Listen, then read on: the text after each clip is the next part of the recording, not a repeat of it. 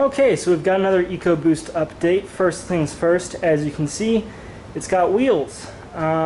It's actually resting on the suspension right now. I've got axle stands and ramps on it, so it's at roughly ride height, and I love the way it looks. These are Forge Star F14s. They're 18 by 10. We've already gone over that. They're 20 pounds per wheel, and then the tire adds 28 pounds to that, so 48 total. That's only 3 pounds heavier than my 18 by 8.5s were, so that's pretty good. Wheel gap, got a little bit, 3 fingers worth, I'd say, but we've still got a little bit more weight to add to the car. The car's not done yet, so it'll be a little bit lower, and it should probably settle a little bit too as well. So we're probably looking at a little bit less wheel gap than this when all is said and done, but I need a panhard rod because the axle is poking out on this side and not on that side. So I got a panhard rod. It's a BMR. It's got spherical bushing on one end and poly on the other. So this should do the job nicely. And you know, it's unfortunate that I had to buy one because I'm hopefully changing up my rear suspension soon, but you know, gotta do what you gotta do. Here's the front. Here's how that looks. Love the brake caliper there. I might paint that red at some point, just like a dark red, not like a super bright red, but I don't know. I'd love to make that pop a little more. So yeah, that's looking pretty decent, I think. Anyway, moving to the trunk, we've got, get a light out, got the battery box pretty much done. It's not fully bolted down yet, but it's basically done. Once I actually get a battery, I'll bolt it down. But there's our breaker in there. We've got 1-gauge welding wire. I'll probably actually put some heat shrink on there, so I guess it's not completely done, but pretty much done. It'll be grounded down here. Yeah, and you can see the welding wire goes all the way, or welding cable, I guess, probably a better word for it, goes all the way back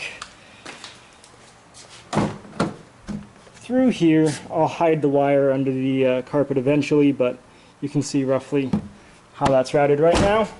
It comes out down here, and it goes to a positive terminal. At the positive terminal, I can jump the car if I need to. I'll obviously zip tie that out of the way or something at some point, but yeah, you can jump start the car if I need to. And it also has a power line going to the starter motor. And then it goes to this little distribution block over here, where we have, actually, it's a 250 amp fuse, but I'm using it as a distribution block. And I'm still cleaning up the wiring. It's not quite 100% done, but it's pretty darn close. And this wire here goes to our fuse box for the control pack. This is coming from the battery. Then we've got a wire right here going to the factory fuse box. We've got the alternator, and we've got the E-pass right here.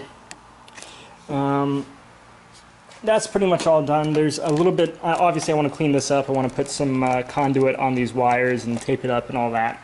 But for the most part, it's, you know, 90% there. E-pass needs a 100 amp fuse too, so we're gonna put that on soon. Moving on. Oh yeah, as you can see, the coolant tank is in place. We just made some little brackets out of aluminum and bolted it in. And then we've got a little T down here, a little brass T, and it goes to the coolant tank and the heater core, and then the front of the engine right there. So the cooling system is mostly done, or at least the engine cooling system. We still got a lot of air cooling to work on. But anyway, we're definitely getting there. We're making some good progress. Next step, I've got more wiring to do, some wiring on the inside of the car. So I'll show you real quick. I've got all this wiring to do. So we have to connect all this stuff to other stuff. And yeah, and we've got some of the bigger sensors and stuff too. Like the, well, that's the OBD2 port. And then we've got a ground, what is that, accelerated pedal position stuff like that. Basic stuff, excuse me, basic stuff, but still going to take some time. And just got to wire all that up, and that's going to take some time too. Got to wire up the fuel pump still, haven't started on that. But otherwise, you know, it's definitely, we're making some progress, more progress than we were before. And I've had to order a ton of stuff, just a little here and there stuff, nothing, you know, major or expensive, but it still adds up. I guess we'll take a quick look. This is the fuse box for the control pack. We've got our 12 volt going to the, well, they call it a power distribution box, but it's a fuse box is what it is. Anyway, oh yeah, and we've got our brake booster hooked up to our vacuum pump.